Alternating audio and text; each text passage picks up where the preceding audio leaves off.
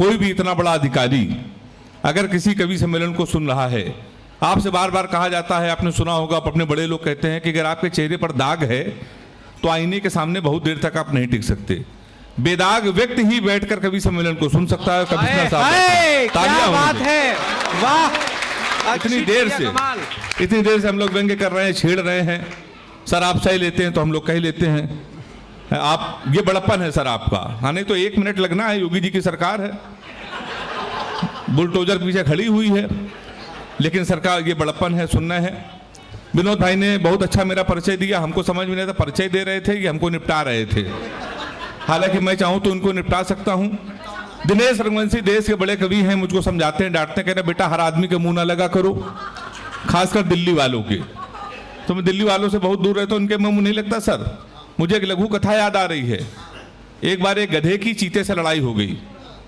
केवल इस बात की लड़ाई हो गई सर, 1 घंटे से गधा बहस कर रहा था ये जो घास है ये नीली होती है। 1 घंटे से गधा कह रहा था। चीते ने कहा नीली नहीं होती है, घास हरी होती है। गधे ने कहा नीली होती है, चीते ने कहा हरी होती है। सर दोनों में इतना झगड़ा हुआ कि मारपीट हो गई, खून खच्चड़ हो गया। दोनों लोग जंगल गए। चीते ने कहा इसका फैसला जंगल के महाराजा हमारे शेर करेंगे। शेर के पास गए, शेर को जगाया तो शेर ने कहा क्या दिक्कत है भाई, क्यों परेशान कर रहे हो? चीते ने कहा 1 घंटे से गधा हमसे बहस कर रहा है, ये कह रहा है घास नीली होती है।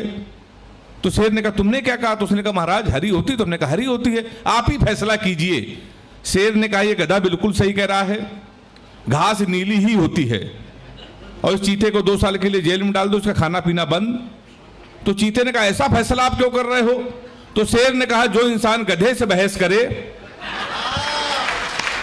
तालियां पीछे वाले कम बजा रहे हैं, तो आप समझ जाइए। सर मैं कानपुर से आया हूं, मेरे भाई ने बताया विनोद ने इतनी अच्छी कवि सम्मेलन की शुरुआत की। शुरुआत जब किसी चीज की हो जाती है तो उसका अंत अच्छा होता है। बहुत ही शानदार वो पढ़कर गया मेरा भाई। मैं बताया मैं कानपुर में रहता हूं सर, कानपुर में एक स्कूल में पढ़ाता हूं। हास्य कवि अगर टीचर हो जाए तो बच्चे का भविष्य आप समझ सकते हैं। हमने अपने स्कूल के एक बच्चे से पूछा, हमने कहा बेटा ये बताओ 1 किलो रुई और 1 किलो लोहा दोनों में भारी क्या होगा? उसने कहा मास्टर साहब लोहा भारी होगा। मैंने कहा बेवकूफ, मैं जो तुमसे कह रहा हूं कि 1 किलो रुई 1 किलो लोहा, जब दोनों 1 किलो है, लोहा कैसे भारी होगा? उसका जवाब सुनिएगा। उसने कहा मास्टर साहब आप हमको 1 किलो रुई फेंक के मारिए, हम आपको लोहा फेंक के मारते हैं। तो तालियां कमजोर हैं आपकी। हाँ आप ठीक है, ताली आप बजाते रहेंगे तो अच्छा लगेगा। सर बड़े होशियार होते हैं। हमने दूसरा क्वेश्चन पूछा, हमने कहा हिंदुस्तान में सबसे तेज उड़ने वाले पंछी का क्या नाम है? उसने जवाब दिया हाथी। हमने खड़े हो जाओ तुम्हारे बाप क्या करते हैं? उसने कहा योगी जी के बुलडोजर चलाते हैं। हमने कहा बैठ जाओ, हाथी सही जवाब। टीचर भी भाई साहब बड़ा होशियार होता है। तो मैं तो सर उसी कानपुर से आया हूं। हमारा कानपुर इतना अद्भुत है, इतना अद्भुत है, आप दुनिया में कहीं चले जाइए पर आपको लगेगा इतने विचित्र लोग केवल कानपुर में रहते हैं। आप कभी बनारस जाइए, जाते ही होंगे आप, बड़े लोग हैं। रेलवे स्टेशन पर उतरिए तो वहां लिखा रहता है बनारस का पान आपका स्वागत करता है। कभी कोई आगरा आए, रेलवे स्टेशन पर उतरे, वहां लिखा रहता है आगरा का पीठा आपका स्वागत करता है। हमारे कानपुर आइए, रेलवे स्टेशन पर उतरिए, वहां लिखा रहता है रूपानी चप्पल आपका स्वागत करता है। मैं उसी कानपुर से आया हूं सर, मैं सही बता रहा हूं मैं आपको। सर मैं अभी सोनी चैनल में लाफ्टर शो आ रहा था तो मैं शूटिंग कर रहा था। जब मैं वहां से आया तो मेरी घड़ी खराब। मैंने जीवन का सबसे बड़ा पाप ये किया कि कानपुर वाले से टाइम पूछ लिया।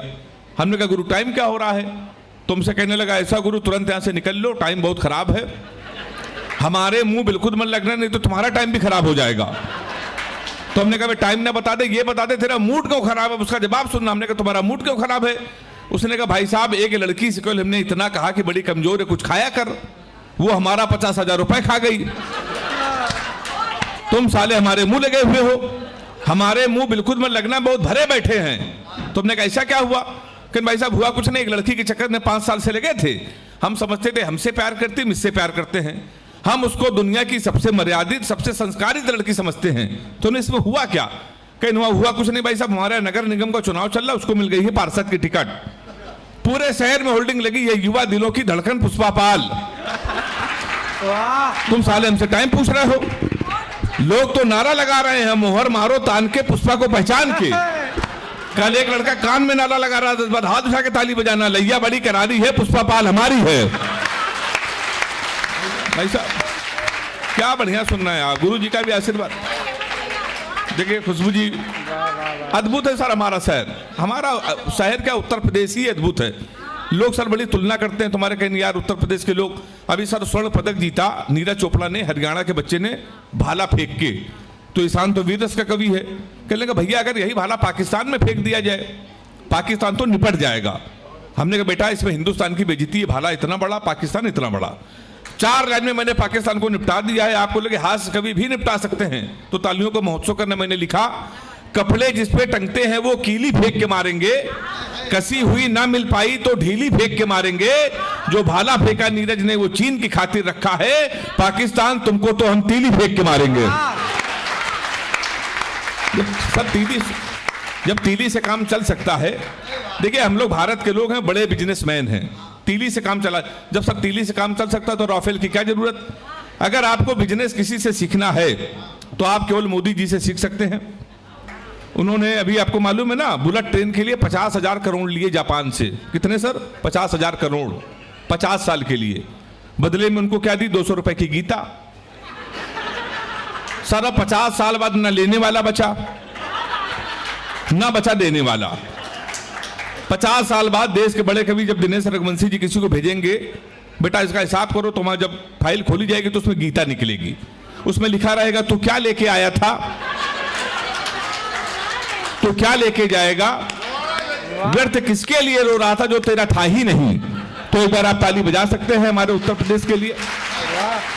सर अद्भुत है हमारा शहर, आपको सही बता रहा हूं। लोग बड़ी तुलना करते हैं, कह रहे यार हरियाणा के बच्चे स्वर्ण पदक जीतेंगे। हमारे सर दिनेश रघुवंशी जी हरियाणा से रहते हैं, हरियाणा के लोग स्वर्ण पदक जीतेंगे, पंजाब के लोग जीतेंगे। तुम्हारे उत्तर प्रदेश के लोग, आगरा, कानपुर, लखनऊ के लोग कितने नकारा हैं। हमें सर बड़ा खराब लगा। हमने कहा ऐसा नहीं है, हम उत्तर प्रदेश के लोग हैं, हमारा उत्तर प्रदेश सबसे अद्भुत है, सबसे ही अद्भुत है। आप कभी दिल्ली जाइए, वहां के लोगों के पास पैसा आ जाए तो बच्चों का कैरियर बनाने के लिए करोड़ों खर्चा कर देते हैं। बंबई के लोग अपने बच्चों का कैरियर बनाने के लिए करोड़ों खर्चा। उत्तर प्रदेश ही कैसा प्रदेश है सर, कैरियर बनाने के लिए कोई खर्चा नहीं। आप 300 रुपए का कुर्ता लीजिए, 200 रुपए का सफेद पैजामा, 300 रुपए के सफेद जूते, 50 रुपए का काला चश्मा, क्या बात, 40 रुपए के गले में डालने वाला अंगोछा। हमारे यहाँ तैयार हो जाता है युवा हृदय सम्राट। ये केवल सर हमारे उत्तर प्रदेश में ही होता है, सही बता रहा हूं मैं आपको, केवल हमारे उत्तर प्रदेश में। लोग सर बड़ी तुलना करते हैं, कहते हैं हरियाणा के लोग स्वर्ण पदक जीतेंगे, पंजाब के लोग जीतेंगे, उत्तर प्रदेश के लोग क्यों नहीं जीत पाते। तो हमने सर बताया हरियाणा के बच्चों में, हमारे उत्तर प्रदेश के बच्चों में बहुत अंतर है। हरियाणा का बच्चा सर सुबह 4 बजे जगता है, सबसे पहले जाता है जिम, 4-5 घंटे जिम करता है, मॉर्निंग वॉक करता है, टाइम्स ऑफ इंडिया पढ़ता है, 5-6 किलो फल खाता है, वो सो जाता है। शाम को 5 बजे फिर वो सो के उठता है, फिर वो जिम करता है, 2-4 घंटे वो घूमता है, फल खाता है, फिर वो सो जाता है। कुल मिला के हरियाणा के बच्चे एक दिन में 4-5 घंटे जिम, 4-5 घंटे मॉर्निंग वॉक, नाइट वॉक भी करते हैं। हमारे उत्तर प्रदेश के लड़के आगरा और लखनऊ के 9:30 बजे सुबह सो के उठते हैं, वो भी तब जब उनका बाप उनको लतियाता है। सबसे पहले वो जाता है घर के नजदीक पुलिस चौकी, दरोगा जी के साथ एक सेल्फी लेता है, फेसबुक में पोस्ट करता है, नए चौकी इंचार्ज रामकिशोर कनौजिया भाई साहब का सानिध्य प्राप्त हुआ। क्या बात है, होता है ना सर, ये हमारे उत्तर प्रदेश में होता है। फिर वो सो जाता, शाम को जब 7 बजे सो के उठता है, जब उसकी बियर की पार्टी हो रही होती है, उसी दरोगा को प्रेशर में लेने के लिए स्पीकर खोल के फोन करता है, दरोगा जी नमस्कार, पहचाना। अब दरोगा जी समझते गुरु उस समय तो उसके मुंह ना लगो, उस समय तो उसके लगी हुई है। दरोगा उसका फोन काट देते हैं। वही दरोगा 12 बजे मारते मारते उसको थाने लेके आते हैं, अपनी सेल्फी डालते हैं, वो दरोगा जी सूरज भैया 100 ग्राम चरस शाह धरे गए। फिर रात भर होती है उनकी कुटाई। 3 दिन बाद लोकल विधायक उसकी पैरवी करता है, फिर वो छूट के आता है, वो भंडारा करवाता है, शहर का सबसे बड़ा नेता बनता है। तो उत्तर प्रदेश के लोग नेता बनने के लिए, उत्तर प्रदेश के लिए तालियां आप जोरदार बजा दीजिए।